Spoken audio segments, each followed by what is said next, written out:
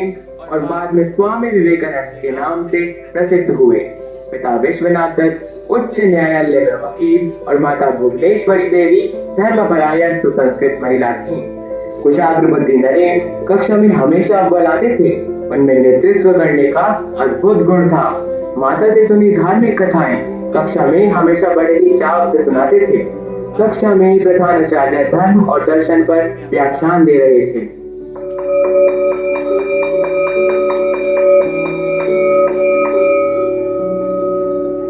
नरेंद्र नाथ, तुम सुन रहे हो?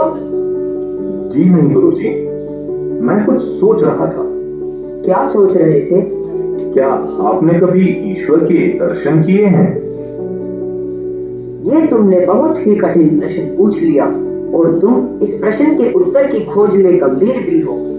निराश न हो, मैं तुम्हें ऐसे व्यक्ति का नाम बताता हूँ जो तुम्हारे प्रश्नों का सही उत्तर दे सकते हैं। यदि वास्तव में ईश्वर के दर्शन करने हैं और सत्य की प्राप्ति ही तुम्हारा उद्देश्य है, तो तुम दक्षिणेश्वर में श्री राम कृष्ण परमहंस के पास चले जाओ। वे ही तुम्हें ईश्वर के बारे में बता सकते हैं। नरेंद्र नाथ को प्रिंसिपल की बात में सत्यता दिखी और वह कुछ ही दिनों बाद दक्षिणेश्वर में परमहंस जी के पास गए।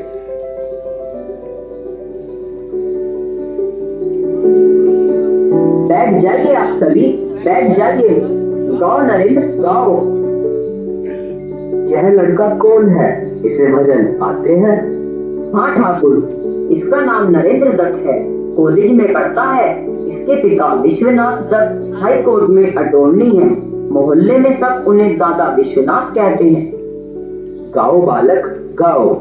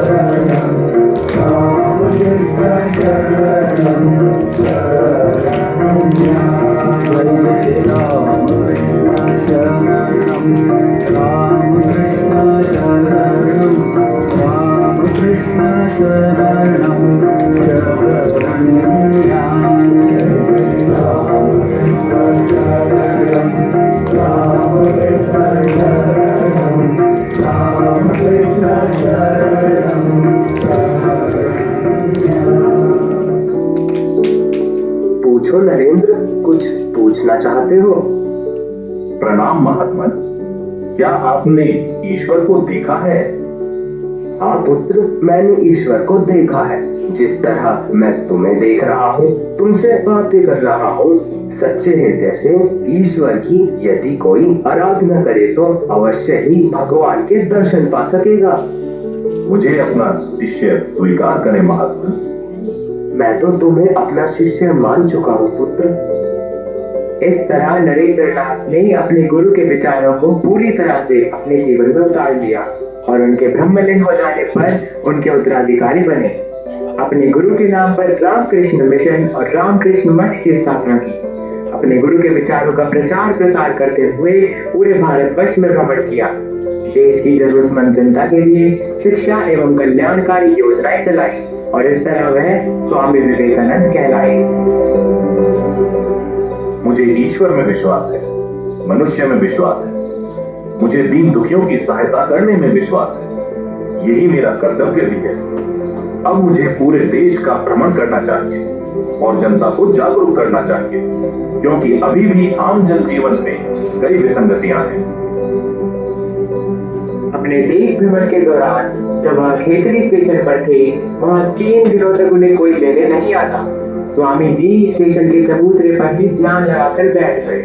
निरंतर लोग आकर उनसे आशीर्वाद लेते रहते, लेकिन कोई भी उनसे भोजन आदि की व्यवस्था के बारे में नहीं पूछता। वहीं बैठा मोची यह सब देख रहा होता है। प्रणाम महाराज। महाराज, आप जब से यहाँ आए हैं तब से लगातार आप लोगों से बातें कर रहे हैं। आपको थकान नहीं लगती? कौन हो तुम?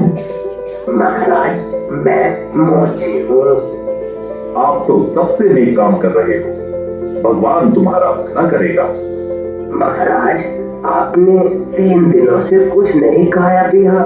नहीं, यह देखकर मुझे बहुत दुख होता है। तो क्या तुम मुझे खाना दोगे? महाराज, मेरा मन तो यही चाहता है, लेकिन मैं अपने घर की बनाई हुई रोटी अभी आपको कैसे दूं? यदि आपकी आज्ञा हो तो मैं आटा डाल ले आता हूँ। नहीं नहीं नहीं, तुम मुझे अपने घर की ही बनाई हुई रोटी ला कर दो, मैं तो वही खाऊंगा। महाराज, मैं मोची हूँ, आप मेरे घर की बनाई हुई रोटी खाएंगे? नहीं नहीं महाराज, मैं खिचड़ी के राजा की प्रजा हूँ। राजा जी को अगर पता चल गया कि मैंने एक सन्यासी को रोटी बना कर दी तो मुझे भारी दंड मिलेगा महाराज, और राजा जी भी मुझे सजा देंगे। डरो मत, डरो मत। अगर इस बात के लिए तुम्हें सजा मिली या दंड हुआ तो वह मैं भुगत लूंगा। नहीं नहीं महाराज, अगर यहाँ किसी ने आते जाते आपको मेरा खाना खाते देख लिया तो आपकी बुराई होगी और आपके साथ कोई बात भी नहीं करेगा। ये तो अच्छा है, मुझे बोलने की आवश्यकता ही नहीं रहेगी और मैं थोड़ा आराम भी कर लूंगा। तुम तो मुझे बस खाना दो।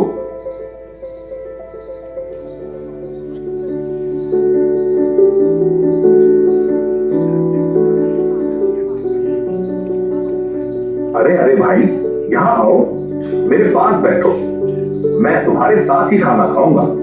घबराओ मत, तुम मेरे लिए भगवान के द्वारा भेजे गए दूत हो। मेरे साथ बैठो और मेरे साथ ही खाना खाओ। चलो शुरू हो जाओ। महाराज, महाराज, आप सचमुच महान हैं। आज तक मेरे साथ किसी ने इतनी अच्छी तरीके से बात तक नहीं की है। महाराज, आप सचमुच महान हैं। बस बस भाई बस, जो दूसरों की भलाई सोचता है वही सबसे महान है, और इस तरह से तुम मुझसे भी महान हो गए, ये याद रखना। महाराज, मैं तो आपके दर्शन कर धन्य हो गया। वाह वाह, क्या स्वाद है। ये रोटी कैसे बनाई है मैं तो बता ही नहीं सकता। आज मैं यह रोटी खाकर तृप्त हो गया हूँ। सच पूछो तो इतने समय से मैंने इतना अच्छा खाना खाया ही नहीं। आहा, तुमने तो मेरी माता जी की याद दिला दी। मैं सच्चे दिल से तुम्हारे लिए भगवान से प्रार्थना करूंगा। अरे अरे ओ मोची, उठ यहाँ से। तेरी हिम्मत कैसे हुई स्वामी जी के पास जाने की? अरे हट, निकल यहाँ से। अरे अरे रुको, ये क्या कर रहे हो? मत छुओ उसे। अरे स्वामी जी, ये क्या? आपने इस मोची के हाथों का छुआ हुआ खाना खाया है। पहले तो तमीज से बातें करना सीखो। सर्वप्रथम यह एक मनुष्य है और मैंने उसके हाथों का छुआ हुआ ही नहीं बल्कि बना हुआ खाना खाया है। खाया है तो क्या हुआ? लेकिन स्वामी जी, ये आप जानबूझकर कैसे खा सकते हैं? क्यों नहीं? तुम सब लोगों ने तो मुझे लगातार 3 दिन 3 रातों से बुलवाया, मेरे साथ धर्म चर्चाएं की, बहुत कुछ प्राप्त किया। आपके प्रश्नों का मैं समाधान करता रहा, लेकिन मैंने कुछ खाया कि नहीं, मैंने कुछ पिया कि नहीं, इसका किसी ने खोज खबर रखा? मैं भी मनुष्य हूँ भाई, मुझे भी जीने के लिए दाल रोटी तो चाहिए, समझे? लेकिन स्वामी जी, हमें बताया होता, हम आपके भोजन का प्रबंध करते। क्यों बताऊं? क्यों बताऊं मैंने तो भिक्षा मांगनी भी छोड़ दी है। मैंने तो इसे भी नहीं बताया था, लेकिन वह मेरी भूख और प्यास नहीं देख सका और उसके दिल में मेरे लिए दया आई। इसने मुझे अपने हिस्से का खाना ला कर दिया। आप लोग किस प्रकार से अपने आप को ऊंचा कहते हो, बड़ाई करते हो? हाँ, आज उसने जो इंसानियत सिखाई है उससे वो आपसे भी बड़ा हो गया है। सुन लीजिए। सावधान, खेतड़ी नरेश, राजा जी सिंह पधारे हैं। प्रणाम स्वामी जी। प्रणाम खेतड़ी नरेश, उठिए उठिए राजन। ये क्या स्वामी जी, हमने सुना कि आप 3 दिनों से स्टेशन पर रह रहे हैं। कितनी असुविधा हुई होगी आपको। स्वामी जी कृपया करके आप ये फल ग्रहण करिए। मैंने तो अभी अभी बहुत स्वादिष्ट भोजन किया है राजन। अरे वाह, आपको भोजन किसने दिया? महाराज महाराज मुझे मुझे मुझे माफ कर दीजिए महाराज, मुझसे बहुत बड़ी भूल हो गई। अब से आगे से ऐसे नहीं होगा महाराज। अरे यह कौन है और इसने क्या गलती की? महाराज यह मोची है और यह स्टेशन पर काम करता है। महाराज इसने अपने हाथों का बनाया हुआ खाना स्वामी जी को खिलाया। शिव शिव शिव शिव, इसे दंड मिलना चाहिए। महाराज दंड तो अवश्य मिलना चाहिए, मगर आपके दंड का अधिकारी कौन है? वो जिन्होंने मेरे साथ इतने दिनों तक बातें कर करके मुझे भूखा प्यासा रखा, या जिसने मेरी दुर्दशा देखकर मुझे खाना दिया? बताइए। आप 3 दिन से भूखे प्यासे हैं। आपकी ऐसी दुर्दशा किसने की? उस अपराधी को मेरे सामने लाया जाए। तो महाराज इस मोची को दंड नहीं मिलना चाहिए, क्योंकि उसने तो मुझे खाना दिया है। मेरा अनुरोध है कि आप इसे योग्य पुरस्कार दें। महाराज मनुष्य कर्म से महान बनता है, जन्म से नहीं। स्वामी जी मैं आपकी बात से सहमत हूँ। दीवान जी इसे योग्य पुरस्कार दिया जाए। जी महाराज। आपसे तुम स्टेशन पर नहीं, हमारे साथ दरबार में काम करोगे। महाराज मैं आपके बड़प्पन से बहुत प्रसन्न हुआ। जब तक झूठी सभ्यता के नाम से पहचाने जाने वाली बीमारी अस्तित्व में, तब तक दरिद्रता अवश्य रहेगी और इसीलिए इसे दूर करने की आवश्यकता भी बनी रहेगी। ब्राह्मण अपने आप को बहुत महान मानते हैं और ये बिरादरी अपने आप को नीच। ये मानसिकता हमें उनके मन से निकालनी है। सुनो भाई, जब तक तुम अपने आप को दीनहीन समझोगे, तब तक दुनिया भी तुम्हें वैसा ही समझेगी। तुम्हारा काम कतई भी नीच या छोटा नहीं है, बल्कि सबसे ऊंचा है। क्योंकि अगर तुम जूते चप्पल नहीं बनाओगे तो लोगों को चलने फिरने में कितनी मुश्किल होगी, जरा सोचो। इसलिए अपने आप को छोटा मत समझो। अपने कर्म को पूर्ण निष्ठा व कर्म के साथ करो। मैं आप सबसे यही चाहता हूँ कि आप सब लोग आत्म प्रतिष्ठा, जातिवाद, दलबंदी और ईर्ष्या को हमेशा के लिए त्याग दो। स्वामी जी मन चाहता है कि मैं जीवन पर्यंत आपको सुनता रहूं, आपसे सीखता रहूं और आपके द्वारा बताए गए मार्ग पर चलता रहूं। महाराज सबका भला कीजिए, लेकिन याद रखिए भलाई का मार्ग संसार में सबसे ऊबड़ खाबड़ तथा कठिनाइयों से परिपूर्ण है। इसके मार्ग पर चलने की सफलता आश्चर्यजनक है। मुझे इस बात की खुशी है कि आप बहुत नेक इंसान हैं, जो अपनी प्रजा के लिए हमेशा चिंतित रहते हैं। स्वामी जी मुझे आशीर्वाद दीजिए, मेरा वंश आगे बढ़े। मेरा आशीर्वाद हमेशा आपके साथ है राजन, और मैं भगवान से प्रार्थना करता हूँ कि आपके यहाँ आपके जैसा ही धर्मपरायण पुत्र अवतरित हो। महाराज की जय हो, महाराज की जय हो, स्वामी जी की जय हो, स्वामी जी की जय हो। खेतरी नरेश इतने अभिमुख हुए कि स्वामी जी एक पिक्चर ही बन गए। इसी दौरान स्वामी जी को खबर लगी कि अमेरिका के शिकागो शहर में विश्व धर्म सम्मेलन हो रहा है। स्वामी जी ने भी इस सम्मेलन में जाने का निर्णय लिया। वहाँ उन्हें काफी कठिनाइयों का सामना करना पड़ा, क्योंकि इस सम्मेलन में सम्मिलित होने का उन्हें विधिवत निमंत्रण नहीं मिला था। फिर भी अपने मित्र के सहयोग से उन्हें मात्र 5 मिनट का समय अपनी बात करने के लिए मिला।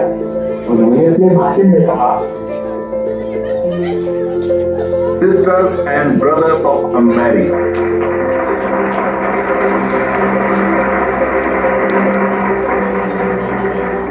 it fills my heart with joy unspeakable to rise in response to the warm and cordial welcome which you have given us. I thank you in the name of the most ancient order of monks in the world. I thank you in the name of the mother of religion. And I thank you in the name of millions and billions of Hindu people of all classes and sects.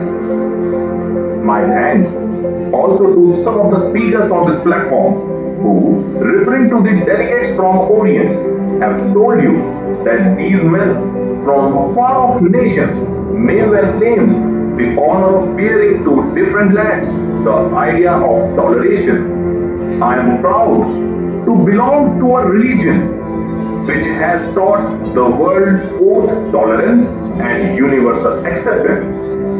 We believe not only in universal toleration, but we accept all religions as true. I am proud to belong to a nation which has sheltered the persecuted and the refugees of all religions and all nations of the earth. I am proud to belong to a nation which has sheltered the persecuted and the refugees of all religions and all nations of the earth. I am proud to tell you that we have gathered in our bosom the purest remnant of the Israelites and have sheltered the remnant of the grand Zoroastrian nations. I will quote you, brethren, a few lines from a hymn which I remember to have repeated from my earliest boyhood, which is every day repeated by millions of human beings. As the different streams having their sources in different places, all mingle their water in a sea. So, O Lord, the different paths which men take, so different tendencies, various though they appear, crooked or straight, all lead to Thee. The present convention, which is one of the most august assemblies ever held, is in itself a vindication, a declaration to the world of the wonderful doctrine preached in Gita. Whosoever comes to me, through whatsoever forms, I reach him. All men are struggling through paths which in the end lead to me. Sectarianism, bigotry, and its horrible descendant, fanaticism, have long possessed this beautiful earth, filled the earth with violence, and sent whole nations to despair. Had it not been for these horrible devils, human society would be far more advanced than it is now.